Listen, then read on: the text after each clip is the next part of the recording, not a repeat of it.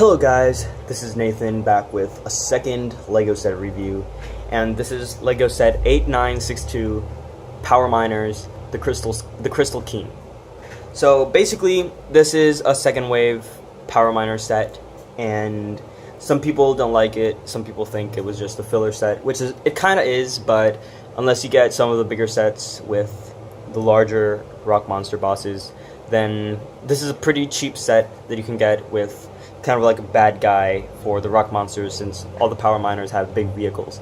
So let's take the minifigures out of the way and check out the Crystal King. So first of all, this is a lot bigger than I expected, and for 160 parts it does look way more complex than anything else you could get for that piece count, and I think it's pretty good. Some people don't like it, like I said, but I think it's pretty cool. It has a lot of details. It's supposed to be, if I'm not mistaken, the neon green in Power Miners is supposed to be sulfur, so it's kind of like a sulfur monster. I think that the best part of the whole set is the face, or the head. It has this huge jaw which can just like chomp down and eat minifigures. But one of the sad things is that in the box art, as you can see here, the mouth is dark, but in the real thing it's pretty much clear and it doesn't have anything behind it. So basically you can just take a minifigure and throw it down through there and he falls back down. It kind of does look dark if you look at it from a certain angle, but unless you mod it, it's gonna look pretty much open in the back. It does have these cool horns in the back, which looks really cool, and has this kind of like plating here. Then it has all these spines here, which looks great. And let's see. So one problem that I encountered when I was building this is that it uses the old style joint. Or actually, that's the thing. Wait a minute. Looking at the building instructions, I believe that it was intended to use the newer style joint, because I bought this used off of eBay, so I think the guy threw in the older joints, which cracked really easily because they're skinnier, they have less plastic support. As you can see, I have a few cracks there and in the neck. They're hardly visible, but if you notice, you can see the crack there. That's bad. It has another one here, and I hope that the ones in the legs don't crack. But yeah, that's bad. If you get the set brand new, I'm pretty sure that you're gonna get the newer style of ball joint.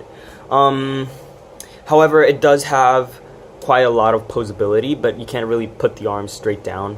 You can put them forward. It kind of has these 3 fingers here that can grab onto minifigures, and it has these big translucent rock pieces which look great, and has a bunch of crystals all on top.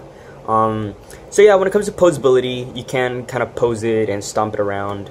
The legs are articulated enough so you can pose it in different positions. However, the ankles aren't on a ball socket, so you can just kind of like open them up or just like put them straight down. So it's not a lot of posability in the legs, but for what it is, then I think it's pretty cool. It does have different positions where it looks good, kind of like this. It looks cool to me, or like this. But some people just put it like facing upwards with the neck upwards, and since the neck is so skinny, it does look bad. So if you have it, I recommend you not posing it like this. I recommend you like putting the neck down low, kind of like a real normal rock monster minifigure. It looks way cooler and way better. Kind of looks like a hunchback. But yeah, for 160 pieces, this does a great job, and it does have a lot of detail and posability. So although some people may critique it, I think that it's a really good LEGO set. So let's put it aside and let's take a look at the minifigures. So first we have Goggles, and I think he's a Power Miners engineer. He has this grabber arm or grapple arm, and he can just move around, and you can spin this. Actually, it's pretty loose, so you can just spin it around. As much as I hate LEGO doing... Whoops, got out of focus. As much as I hate LEGO doing knobs and buttons for play features, I kind of wish they had included some sort of gear back here so you could just spin this from behind. That would have been very fun. But yeah, it does come with this kind of like suit mech piece, which kind of goes in front with a stud and then goes to the back with 2 studs. It's very useful, but that's that. He can kind of like grapple or poke at the monster. And next off, we have this guy, and if I'm not mistaken, let me see if, there we go. If I'm not mistaken, he does not have a name. He's just a random expendable power miner. I think they said he was an engineer, but I think he's pretty much nameless. And on the back you can see, whoops, my camera is giving me a lot of trouble today. On the back you can see he has the standard power miner print, and he does come with a little dynamite, so that's cool. So finally, let's take a look at the building instructions.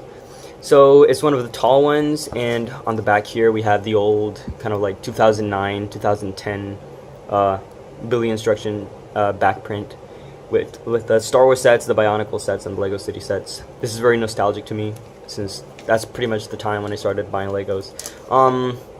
Nothing much with the building instructions, just your standard instruction books. But at the back, as you can see, whoa!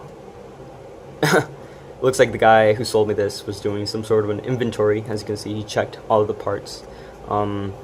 So on the side here, you can see it has some advertisement for Lego.com. I remember that in the Lego.com Power Miners, you could have, I mean, you could play a lot of different games. It was pretty fun. I wish that they hadn't taken it down, but here you have like a really nice display of all their sets. I think from the second wave and the first wave, I think they combined both waves. So yeah, a lot of nostalgia if you're really into power miners. Over here we have kind of like a rock monster checklist, so you could like collect them all. You could just go around and buy all the sets and have the entire rock monster army. So wow, this is a lot of pages that aren't building instructions. I wish Lego did that nowadays. As you can see, here's another kind of like box art. They have a lot of like art, you know, like displays. It's cool because if you're a little kid, it inspires you and kind of gives you like things that you can recreate or just stuff that you can add to your imagination. And here's a list of all the Power Miner sets. I might be mistaken. Maybe this is the first wave. I'm not sure. I need to look at brick set. And then here's the Lego Club kind of like subscription page. So that's about it. Overall, I think that this is a really cool set.